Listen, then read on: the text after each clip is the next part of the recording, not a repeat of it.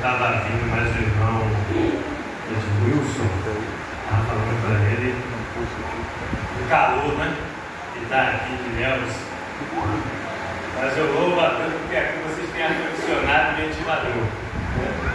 Lá na igreja onde eu sou pastor, a gente não tem ar-condicionado porque a cidade de Belo Horizonte tem um clima mais frio. Então à noite, você, embora lá estava um calor igual aqui, que ela estava fazendo 35, 37 graus. Só que a diferença é que o povo da Bahia aguenta calor, né? O povo de lá não. O povo de lá está acostumado com frio. Meus irmãos, vamos meditar um pouco lá no segundo livro das Crônicas, capítulo 20. Segundo livro das Crônicas, capítulo 20.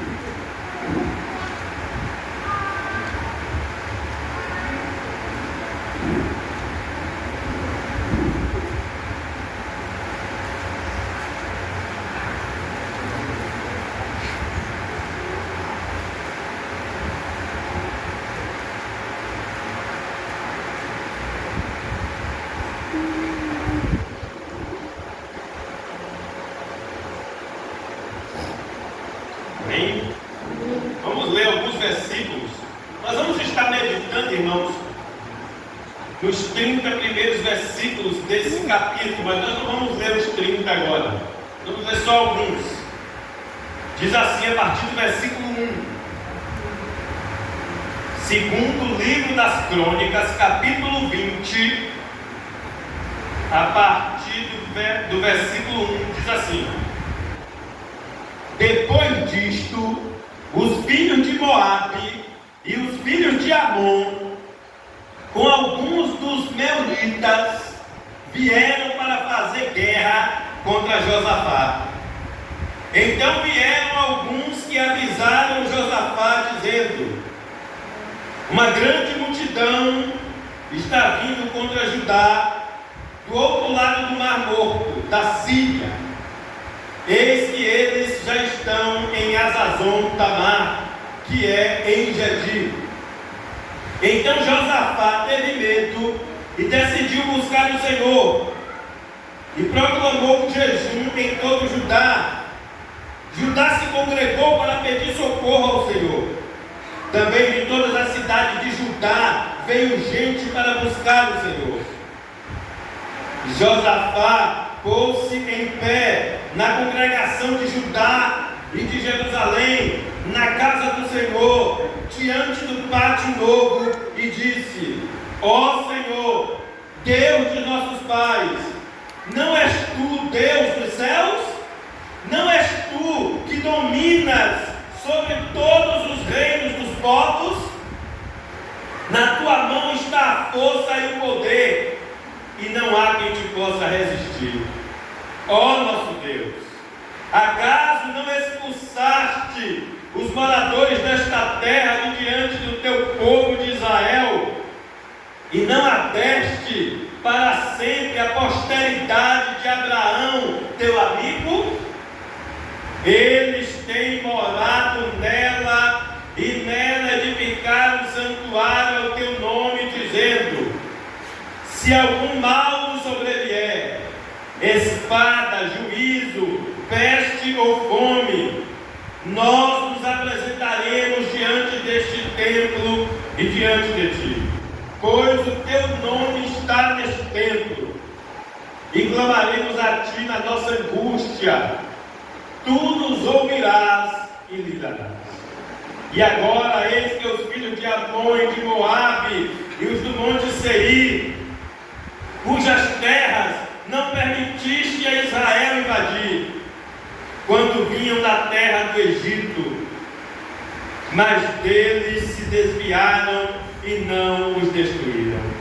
Eis que eles estão nos recompensando assim, estão vindo para nos expulsar da tua propriedade, que nos deste em herança.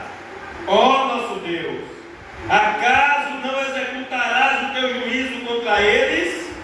Porque em nós não há força para resistirmos a essa grande multidão que vem contra nós. não sabemos o que fazer, mas os nossos olhos estão postos em ti. Todos os homens de Judá estavam em pé diante do Senhor, com as suas crianças, as suas mulheres e os seus filhos. Então, no meio da congregação, o Espírito do Senhor veio sobre Jaaziel, filho de Zacarias, filho de Benaía, filho de Jeguel, filho de Matanias, levita, dos filhos de Asaf. Jaaziel disse: escutem com atenção, todo Judá, moradores de Jerusalém e rei Josafá. Assim diz o Senhor: não tenham medo nem se assustem por causa desta grande multidão, pois esta batalha não é de vocês, mas de Deus. Amanhã vocês irão ao encontro deles. Eles virão pela ladeira de Ziz, e vocês os encontrarão no fim do vale, em frente do deserto de Jeruel. Neste encontro, vocês não precisarão lutar. Tomem posição, fiquem parados e vejam a salvação que o Senhor lhes dará, ó Judá e Jerusalém. Não tenham medo, nem se assustem. Amanhã, saiam ao encontro deles, porque o Senhor está com vocês. Então Josafá se prostrou com o rosto em terra, e todo Judá e os moradores de Jerusalém também se prostraram diante do Senhor e o adoraram. Os levitas dos filhos dos coatitas e dos coraitas se levantaram para louvar o Senhor, Deus de Israel, em voz bem alta. Amém? Amém. Pai amado, Pai querido, fala conosco nesta noite, por meio da Tua palavra. Que o Espírito Santo ministre aos nossos corações, em nome de Jesus Cristo. Amém.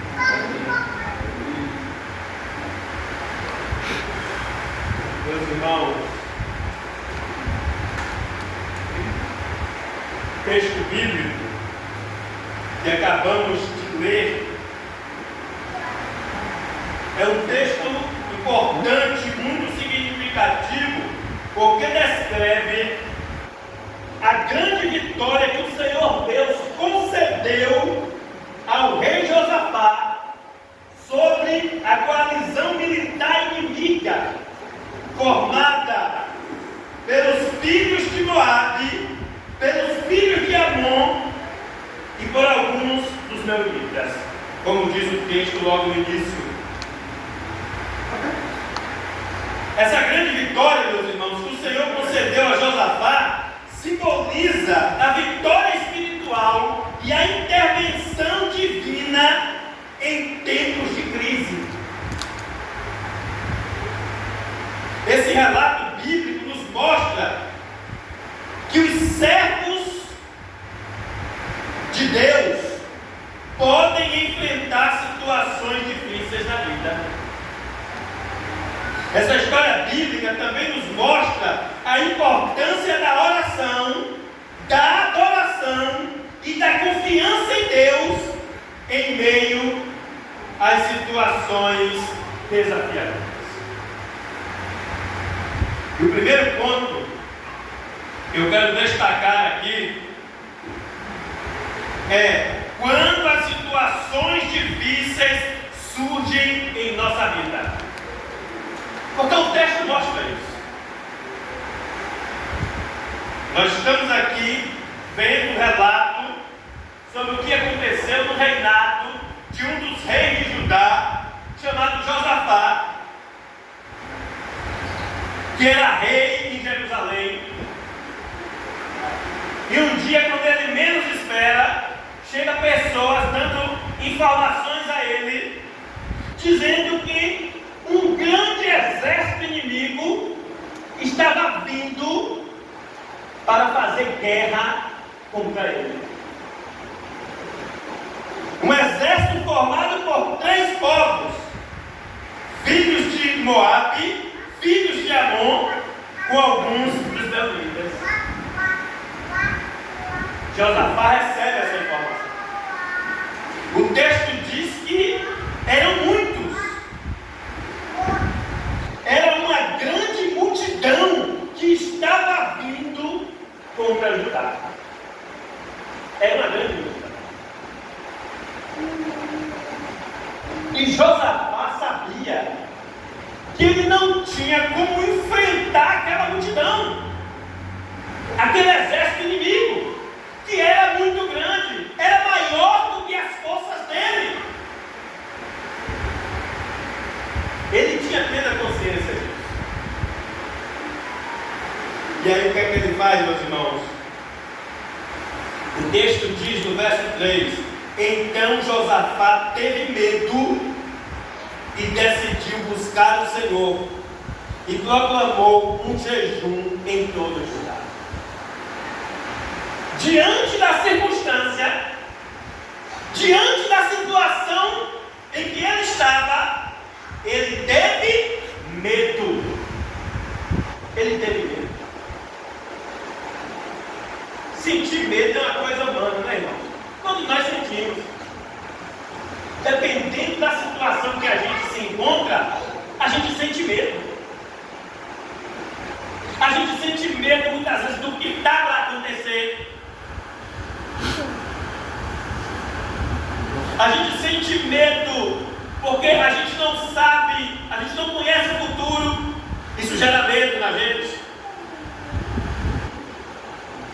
Ali, o menino tem medo, ele reconhece que ele tem medo. Ele não tem medo, ele está dizendo que não tem medo, tá vendo? Ele é corajoso. Então, irmão, o rei, diante daquela situação, ele teve medo. Mas só que tem momentos que o medo é bom. E nesse caso aqui, o medo foi bom. Porque o medo, aqui no caso do rei Josafá, levou ele a buscar o Senhor, a clamar o Senhor. Existem momentos, situações que o medo é bom.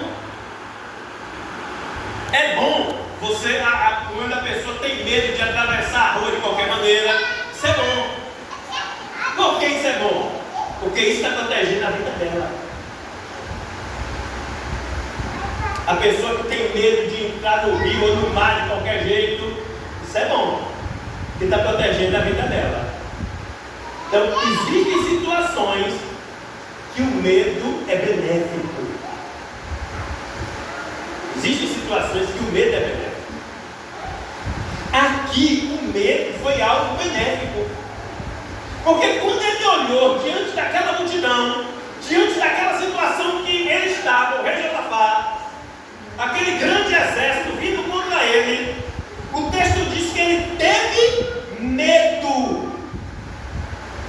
Josafá teve medo, mas esse medo levou ele a buscar o Senhor e proclamar jejum em todo Judá. Judá se congregou para pedir socorro ao Senhor. Também de todas as cidades de Judá veio gente para buscar o Senhor. O medo que ele teve levou ele a buscar o Senhor, a se humilhar diante do Senhor, a orar, a jejuar. Porque ele reconheceu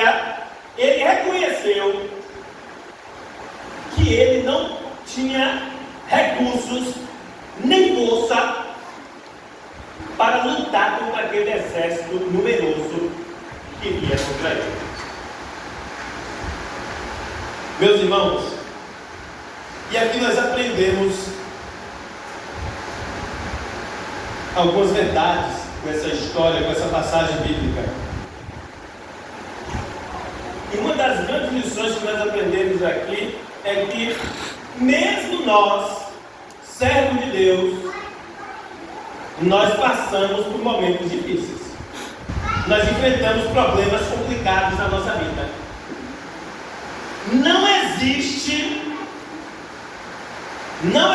não é verdadeiro essa conversa que a gente costuma escutar por aí. Ah, porque você é crente, você é servo de Deus, você está livre de problema. Isso não é verdade. Isso não é verdade.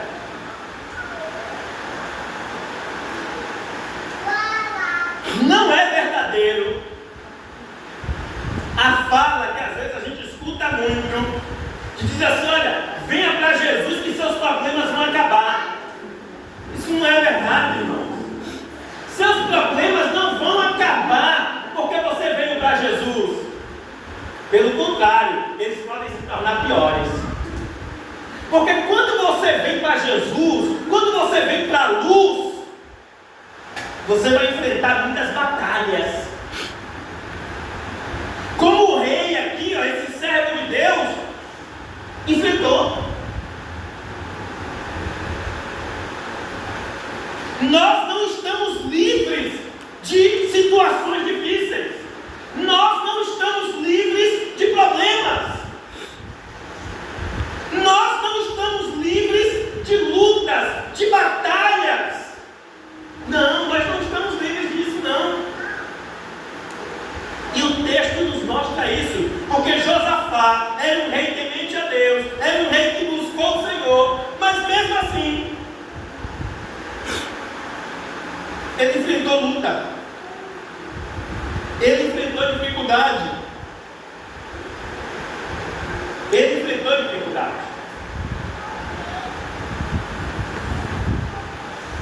ele estava diante daquele grande exército inimigo. E isso nos mostra que na nossa vida também é assim. Muitas vezes, sem a gente esperar, quando a gente menos imagina, surge alguma situação complicada na nossa vida, surge algum problema difícil na nossa vida. Aqui, no caso do rei, era um exército inimigo, era uma multidão formada por um grande exército inimigo. Hoje, a multidão pode ter vários sentidos, são várias circunstâncias ou situações complicadas pelas quais nós passamos e enfrentamos nessa vida. Hoje, a multidão pode ser enfermidades que assolam a nossa vida, que tiram a nossa saúde, que muitas vezes nos jogam no leito, que nos assolam. Hoje a multidão pode ser um problema familiar, conjugal, pode ser uma luta no relacionamento conjugal, no casamento, pode ser uma provação no relacionamento. Hoje a multidão pode ser um problema familiar. A multidão hoje, ela tem vários aspectos. Nós vimos aqui o relato da nossa irmã, né? A luta que ela teve para conseguir a autorização lá da prefeitura, né? Naquele momento ela foi provada. Naquele momento a fé dela estava sendo provada. A confiança dela em Deus estava sendo provada. E a nossa fé, a nossa confiança em Deus, ela é provada de várias formas e de várias maneiras, irmãos. É diante dos momentos difíceis, é diante das circunstâncias difíceis, é diante das provações, das aflições e dos sofrimentos que a nossa fé, a nossa confiança em Deus é provada. É provada. Aqui, o rei Josafá tinha que enfrentar essa grande multidão. Hoje, a batalha não é física, não é literal no sentido de armas, mas a batalha hoje é espiritual. A batalha hoje que nós enfrentamos tem outros aspectos. Eu não sei aqui o que cada um aqui tem enfrentado, mas cada um aqui tem uma história, cada um aqui está enfrentando uma situação diferente na vida. Cada um aqui pode estar passando por um problema diferente. Mas a gente não pode desanimar. A gente não pode desistir diante da dificuldade. Quando a grande multidão se levanta diante de nós, irmãos, mesmo causando medo em nosso coração, porque aqui o rei Josafá teve medo, e muitas vezes há situações pelas quais nós passamos na vida que nos levam a sentir medo, nas quais a gente sente medo mesmo, a gente teme o que pode acontecer. Mas mesmo diante de situações assim, a gente não pode deixar de confiar no Senhor. A gente não pode deixar de confiar no Senhor. As lutas, as dificuldades, as provações, as aflições, os problemas fazem parte da nossa vida. A gente vai passar por situações assim enquanto estivermos aqui nesse mundo. Enquanto Jesus não voltar, a gente está sujeito a enfrentar situações difíceis aqui nessa vida. Enquanto Jesus não voltar, ou enquanto a gente não deixar essa vida e partir para a presença de Deus, para a glória, a gente vai enfrentar problemas. A gente vai ter que lidar com dificuldades, com situações difíceis. E Jesus disse isso. Jesus disse lá no Evangelho, escrito por João: no mundo passais por aflições, mas tem o quê? Por quê? Eu venci. Jesus nos admitiu que no mundo passamos por aflições. No mundo passamos por momentos difíceis, enfrentamos dificuldades, mas nós não podemos desistir diante das dificuldades. Aqui, o rei buscou o Senhor por meio da oração de Jesus. Ele proclamou um grande jejum no reino dele. O texto diz aqui, ó: então Josafá teve medo e decidiu buscar o Senhor e proclamou um jejum em todo Judá. Judá se congregou para pedir socorro ao Senhor. Também de todas as cidades de Judá veio gente para buscar o Senhor. Olha, diante da dificuldade, diante da luta, diante da batalha, o rei Josafá buscou ao Senhor. Ele se humilhou diante do Senhor com jejum e oração. Ele foi buscar a Deus porque ele sabia que ele não tinha como vencer aquela guerra. Ele sabia que ele não tinha como enfrentar aquela multidão. Ele não tinha como resolver aquela situação. Então ele foi buscar aquele que podia dar vitória a ele. E como foi que ele buscou? Por meio de jejum e oração. Meus irmãos, existem situações difíceis, existem momentos complicados da vida pelos quais passamos, que é necessário uma busca profunda de Deus por meio de oração e de jejum. Que é necessário realmente rasgar o coração diante de Deus. Vocês lembram lá daquela passagem lá do Evangelho do Novo Testamento, registrado tanto em Mateus como em Marcos, naquela situação daquele jovem que os discípulos não conseguiram expulsar o demônio da vida daquele menino. E aí quando Jesus chega, o pai daquele rapaz fala: olha, os teus discípulos não conseguiram expulsar. E aí Jesus vai e expulsa. E aí depois os discípulos perguntaram a Jesus por que eles não conseguiram expulsar. E Jesus deu uma resposta para eles, né? Olha, essa casta não sai senão por meio de oração e jejum.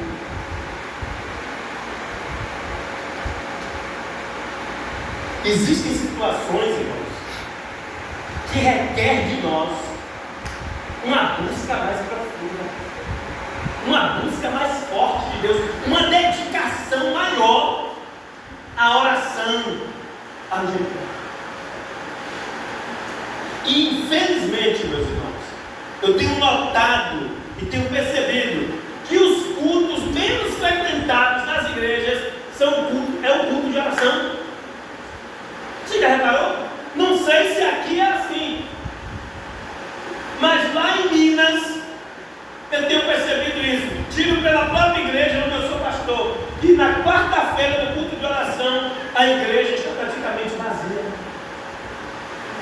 pessoas não frequentam o curso de oração. E aí surge aquela questão: se não tem vontade de orar na igreja, junto com os outros irmãos, será que estão orando em casa? Será que estão tirando tempo em casa para orar? Jesus, lá no Sermão do Monte, né? Ele dá uma orientação sobre a oração, né? Qual a orientação que Jesus nos deu? Entra no teu quarto e fecha a porta e ora ao teu pai em secreto. E o teu pai que vem em secreto vai o quê? Te recompensar. Será que nós estamos colocando isso em prática, meus irmãos? Hoje, as pessoas botam muita desculpa que a vida está muito corrida, né? Mas eu observo que a gente tem tempo para assistir o jogo de futebol do time que a gente gosta. A gente fica 2 horas assistindo o jogo de futebol do time que a gente torce. A gente fica 2 horas assistindo um filme. Quem tem Prime Video, Netflix, às vezes passa uma tarde assistindo filme. Às vezes a pessoa passa 1h30 assistindo a novela. Mas será que as pessoas passam pelo menos 1 hora de joelho no quarto, orando, falando com Deus? Irmãos, eu tenho percebido, pela minha observação lá em Minas, que tem gente que com 10 minutos de joelho dobrado, as pessoas já estão agoniadas, já estão levantando. As pessoas não aguentam orar 10 minutos. As pessoas não aguentam orar 10 minutos, elas já levantam, já estão agoniadas, já para terminar, para acabar. Veja, se a gente não tem uma vida de oração com Deus, se a gente não tem uma vida de comunhão com Deus, como é que a gente vai ter vitória sobre as lutas, sobre as dificuldades dessa vida? Se a gente não tem prazer em orar, em ler a Bíblia, em meditar, em buscar o Senhor, como é que a gente vai ser vitorioso?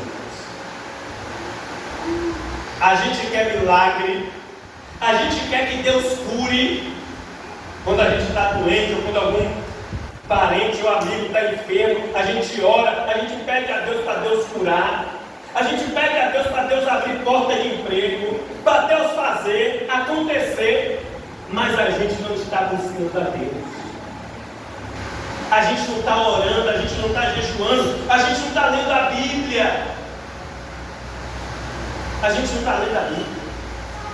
A gente tem tempo para tudo. Você já reparou isso? Que a gente tem tempo para tudo? As pessoas têm tempo para ir no shopping passear.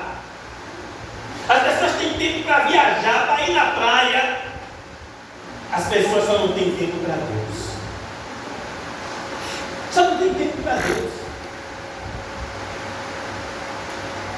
Eu lembro da história do pastor lá em Belo Horizonte, que pastor do Rio de Janeiro, e ele conta o fato de que sempre aos sábados, às vezes, tinha uma programação na igreja, e tinha um irmão que nunca tinha tempo. Olha, ele chamava os irmãos: olha, eu estou precisando dos irmãos aqui, porque sábado a gente vai fazer tal coisa aqui na igreja, vai evangelizar, fazer. E aí quando ele ia falar com aquele irmão, ele: não, pastor, eu não tenho tempo, eu tenho um compromisso. Ele sempre tinha um compromisso. Ele nunca tinha tempo para Deus, ele nunca tinha tempo para fazer nada para Deus. E às vezes a gente está assim, irmãos. A gente nunca tem tempo para Deus, a gente nunca tem tempo para orar, para ler a Bíblia, para estar na igreja. A gente nunca tem tempo para fazer nada na igreja, nada para o reino de Deus, nada para a obra de Deus. Mas a gente tem tempo para fazer qualquer coisa lá fora, do mundo, dos nossos interesses, para sair, para passear, para viajar, para ir na praia, para jogar bola, para ir no cinema. Como está a nossa vida com Deus? Como está a nossa vida de oração, de jejum? Como está o nosso relacionamento com Deus? Meus irmãos, Há uma pesquisa que diz que o Brasil daqui a alguns anos vai se tornar um país evangélico. E nós temos 40 milhões de evangélicos no Brasil. Mas, pare e medite. Que transformação está acontecendo no Brasil? Dizem que nós temos 40 milhões de evangélicos, e que daqui a uma década vai ter mais evangélico do que católico. Mas veja se isso está promovendo alguma relevância, alguma transformação. Você não está vendo transformação nenhuma. Sabe por quê, irmãos? Sabe por quê? Porque grande parte dessa multidão que você está vendo frequentar igrejas não são pessoas verdadeiramente convertidas. Não são pessoas que nasceram de novo, que se converteram. São apenas pessoas que aderiram, que vão à igreja por outros motivos, mas lá dentro do coração nunca se converteram. A vida nunca foi entregue a Jesus. Por isso que não está tendo relevância nenhuma. Continua aumentando o tráfico de drogas, a violência crescendo, a corrupção. Tudo isso continua crescendo. Era para tudo isso estar diminuindo, já que está aumentando o número de crentes, né? Mas não é o que está acontecendo. Por quê? Tem alguma coisa errada. Nós estamos enchendo igrejas, mas de grande parte de pessoas que não se converteram, que não entregaram a vida a Jesus, que vão para a igreja por outros motivos. Vão para a igreja por causa da prosperidade, para buscar a vitória financeira, a prosperidade financeira. Vão para a igreja para arrumar alguém, para conseguir um namorado ou uma namorada. Vão para a igreja por outros motivos, mas não para buscar Jesus. Não foram transformados por Jesus. Não entregaram a vida a Jesus. Por isso que vai ser pessoas que não vão ter vontade de orar, não vão ter vontade de ler a Bíblia, porque não são crentes de verdade, não se converteram lá dentro do coração. A vitória que Josafá teve aqui diante da situação difícil foi porque ele orou, ele jejuou, ele buscou o Senhor. E hoje a gente quer ter vitória, mas a gente não quer pagar o preço da oração. A gente quer que Deus faça, que Deus cure, que Deus opere milagres, que Deus abra a porta, mas a gente não quer orar nem jejuar. A gente não ora. Nós estamos diante de uma geração de crentes que não oram, que não leem a Bíblia, que não buscam a Deus. Que vão para igrejas por outro motivo, por outros motivos, N motivos. Irmãos, quando você vê alguém que só está na igreja porque tem um grupo de louvor e porque ela gosta de fazer parte do grupo de louvor, a motivação não é Jesus. Quando você vê alguém que está na igreja porque tem um coral e a pessoa gosta de cantar naquele coral, e se o coral acabar, ele sai da igreja, a motivação daquela pessoa não é Jesus. Ah não, eu só estou na igreja porque aqui tem um grupo jovem que eu gosto. Se é só por causa do grupo jovem, então a motivação do coração dessa pessoa não é Jesus. Não é Jesus. Eu tenho que estar na igreja por causa de Jesus. Jesus tem que ser a motivação. Não é por causa do grupo de louvor, não é por causa do coral, não é por causa do grupo de jovens, não é por ninguém. A motivação de eu estar aqui, de você vir aqui, de você estar aqui nessa igreja, tem que ser Cristo. Se Cristo não for a motivação do seu coração, não adianta. Não adianta. É Cristo que tem que nos mover. É Cristo que tem que ser a motivação. Se a motivação for por causa do namorado ou da namorada, não adianta, irmãos. Porque não vai permanecer, vai sair. quando o meu irmão começou a ir para a igreja, e ele namorava com a vizinha nossa, que era da igreja, começou a ir, foi batizado, estava firme, forte, indo, o namoro acabou. Continuou indo ainda um pouquinho, mas depois saiu e não quis mais voltar para a igreja. Por quê? Porque a motivação era a namorada. Ia por causa da namorada. Quando o namoro acabou, a motivação de estar na igreja também acabou.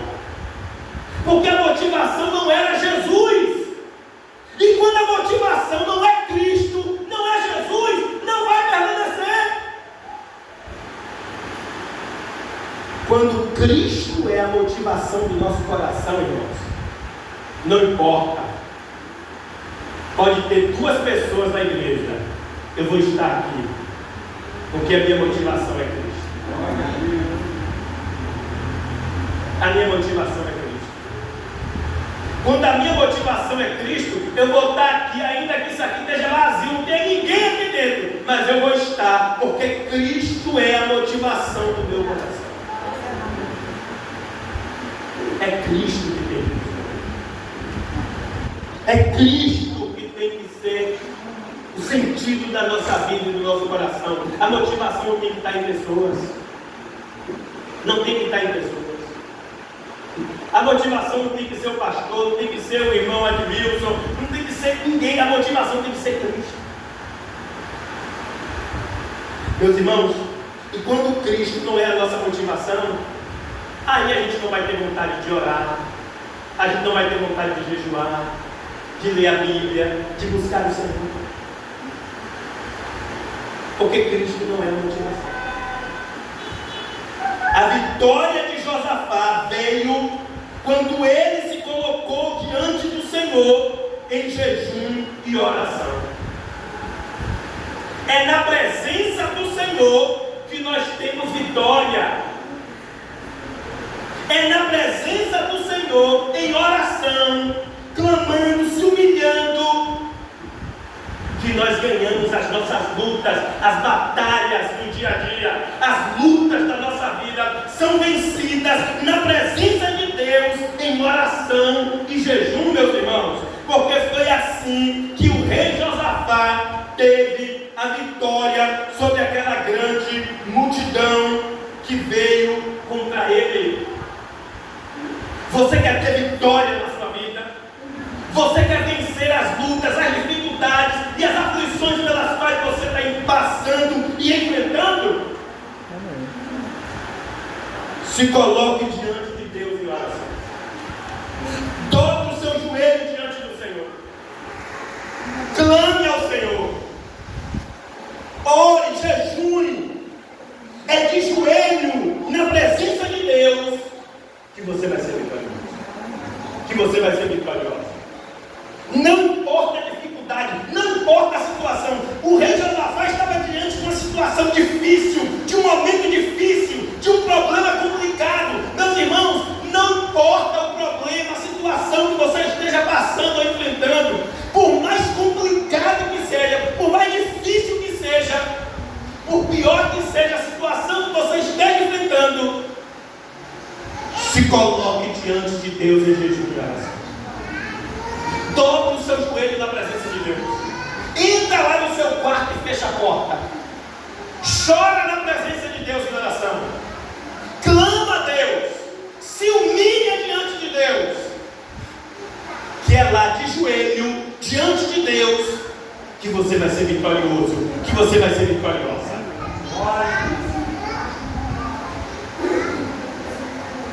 Meus irmãos,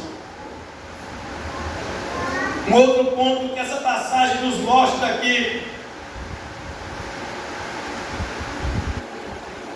é que Deus interveio nas circunstâncias em que Josafá estava. Deus interviu naquela situação. Deus interviu. E aí nós aprendemos que o nosso Deus, Ele é um Deus que intervém. Ele intervém nas circunstâncias humanas. Ele intervém na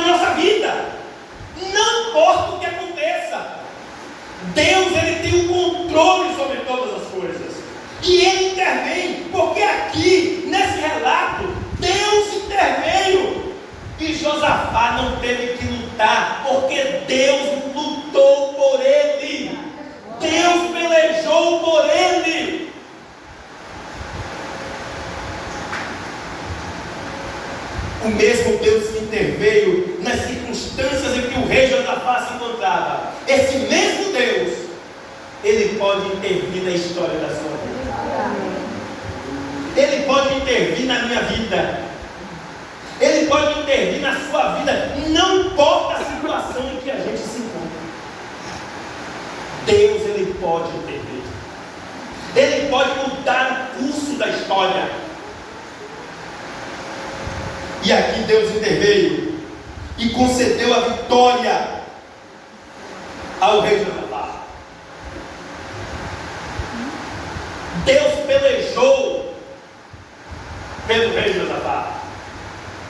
E Ele também vai pelejar por mim. Deus, Ele é aquele, irmãos, que luta as nossas lutas. É aquele que batalha por nós, que peleja por nós.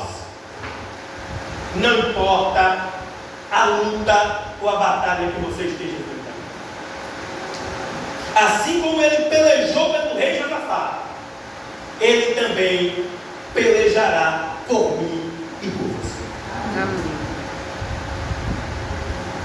Mas lembre-se, Deus interviu, Deus pelejou, depois que aquele homem, aquele rei, se colocou diante do Senhor, se humilhou diante do Senhor, adorou o Senhor, mesmo no momento difícil, ele adorou, ele louvou, ele cantou, ele exaltou a Deus, mesmo em um momento difícil da vida. E aí nós aprendemos que mesmo em momentos difíceis, nós temos que louvar o Senhor. Mesmo em momentos difíceis, mesmo em momentos de crise, como Josafá estava enfrentando um momento de crise, ele se colocou diante do Senhor, ele louvou o Senhor, ele exaltou o Senhor, e o Senhor lhe deu a vitória. Que eu e você possamos aprender isso, irmãos. Que mesmo em meio a batalhas, lutas, aflições, mesmo em meio a crises, que eu e você possamos louvar o Senhor, possamos engrandecer o Senhor, possamos glorificar ao Senhor, mesmo em momentos difíceis da nossa vida. Porque o Senhor é aquele que peleja por nós. E Ele vai lutar por você. Deus vai lutar a sua luta. Deus vai pelejar por você. Deus vai batalhar por você. E vai te conceder a vitória. Basta você primeiro se humilhar diante de Deus. Se humilhe diante de Deus. Se coloque diante de Deus em oração. Clame a Ele. Busque a Ele. Que você vai ver o agir de Deus na sua vida. Amém. O Senhor nos abençoe e nos guarde.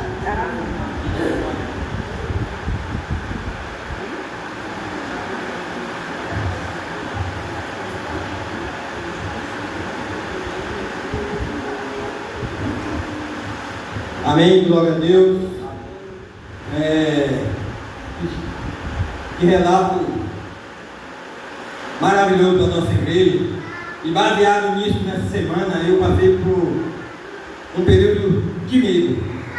E tem duas opções. É uma opção que eu estava, eu mesmo, ali que eu achava que eu ia conseguir, e uma que eu fui com Deus. E os irmãos sabem do problema que eu tive no ombro. Eu tinha que fazer algum exame e eu tinha um medo de dar ressonância. E ali eu fiquei com bastante medo e não consegui fazer na primeira vez. E aí eu disse para mim mesmo que eu nunca mais queria fazer aquele exame na minha vida. Mas nessa sexta-feira passada a empresa achou de me ligar e disse que eu precisaria fazer uma ressonância. E agora? Eu faria a ressonância? E aí eu expliquei para ela, porque eu disse, provavelmente eu não vou conseguir. Não consegui da primeira vez. E provavelmente não vou conseguir. Você pode achar que eu não queira fazer. Ela disse, não, mas a gente precisa marcar com todas as despesas e tal. Eu disse, olha, eu não sei se eu vou conseguir. Mas aí elas foram, começando comigo, aí eu comecei com Sara, com Naná em casa, com Alves, com algumas pessoas que foram me instruindo, até comecei com o Val também, com o Pedro Salito. E eles foram me motivando e que fosse entregando na mão do Senhor, Deus está no controle de todas as coisas. E terça-feira eu fui fazer esse milagre. Mas foi meia hora de oração lá dentro daquele negócio, rolando lá. Eu terminava a oração e começava a outra. Não abri o olho para nada, porque eu estava com um negocinho na mão para apertar a qualquer hora. E quando eu bem esperava, o homem puxou aquele negócio lá e disse, já terminou. E eu glorifiquei a Deus, porque eu não queria fazer aquele exame. E na primeira vez eu me desencanei porque eu fiquei lá tremendo lá dentro. E elas perceberam e me tiraram de lá de dentro, e eu suando, com calafrio, passei mal. E eu não consegui fazer de jeito nenhum. Então eles remarcaram. Mas eu glorifico a Deus pela palavra do irmão, que trouxe nesse 1º de janeiro, que a gente tenha colocado a nossa esperança em Deus, com jejum e com oração. Amém? Fevereiro.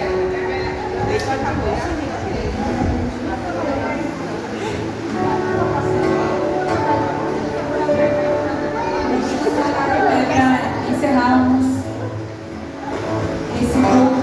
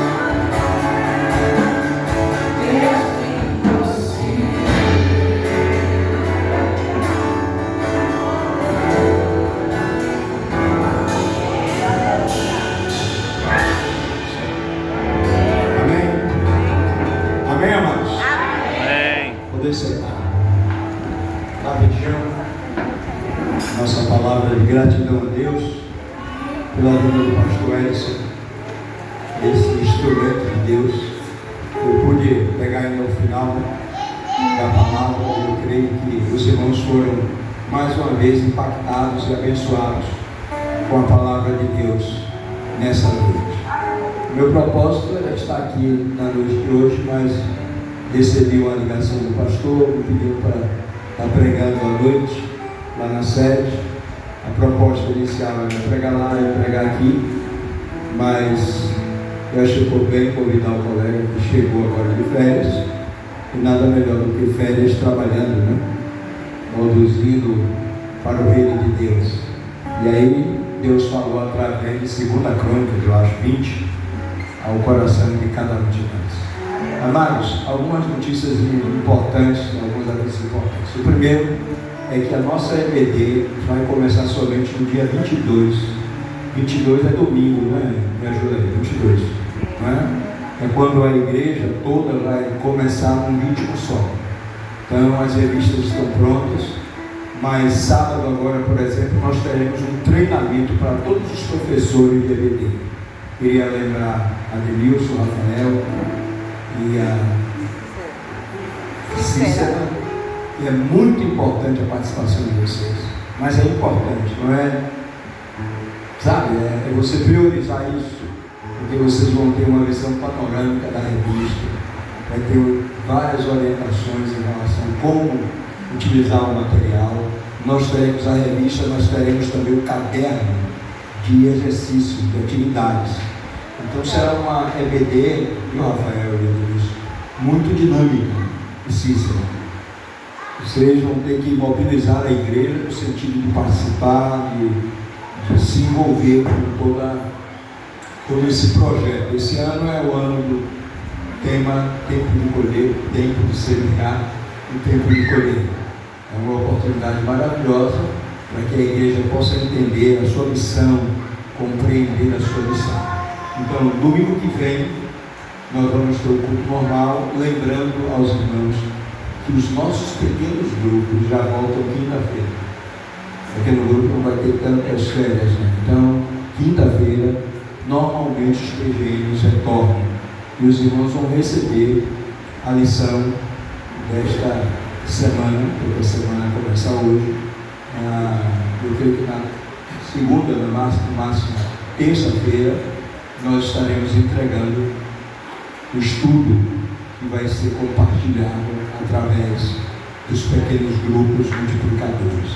Domingo que vem o pastor estará aqui, né, à noite, e no outro domingo a gente vai estar lá na Pibá, na primeira igreja batista de Veracruz, onde está falando no retiro espiritual daquela igreja, que vai acontecer em Guarapari, né, no hotel Guarapari. Os irmãos orem pelo pastor. Nós estaremos lá, chegando lá provavelmente na sexta-feira. O retiro começa no sábado e vai até a terça. Eu devo estar retornando quarta ou quinta-feira. Então, os irmãos orem pela viagem do pastor para que tudo ocorra bem. A Cláudia ia comigo, mas em função da brevidade do nascimento da nossa neta, a Maria Cecília, o pastor esquece o nome facilmente, Maria Cecília. Então ela decidiu ficar, nós decidimos que ela ficaria e eu iria ministrar. Então os irmãos orem pela nossa ida, pelo nosso retorno, para que Deus possa estar nos usando em nome de Jesus para a glória e honra do nome do Senhor. Dizer para os irmãos que é tempo de voltar para semear, né? Do Ministério para Crianças, do Ministério Jovem, do Ministério do Louvor, do Ministério da Recepção, do Ministério de Mulheres, do Ministério de Homens, né? Então a gente precisa se mobilizar no sentido de fazer a obra do Senhor acontecer. Essa semana o pastor estará levando uma mensagem, como toda semana a gente vai fazer, uma mensagem de vídeo para toda a igreja. Nós vamos começar em março uma série no livro do profeta E já comecei hoje pregando na série o primeiro sermão sobre o livro do profeta Jeremias. Então vamos passar por cada capítulo desse livro, né? É o maior profeta do Antigo Testamento. Ele escreveu Jeremias e escreveu Lamentações, e a gente vai ter uma panorâmica histórica, teológica, bíblica, no domingo à noite. Então, no domingo à noite a gente vai pregar sobre o profeta Jeremias, aplicando a mensagem do profeta à nossa realidade no dia de hoje. Hoje na série falamos sobre o capítulo 1 e o capítulo 2. E vamos começar no primeiro domingo de março, em nome de Jesus. O cargo já ficou pronto. Quero agradecer quem fez esse cargo, não foi a Sara fez do Ministério do Louvor. Quem fez foi a Juliana da Igreja do Carlos. A gente está dividindo os cargos aí para não ficar pesado para ninguém. Então, estamos à disposição dos irmãos. Qualquer dúvida é só ligar no meu celular, no meu zap.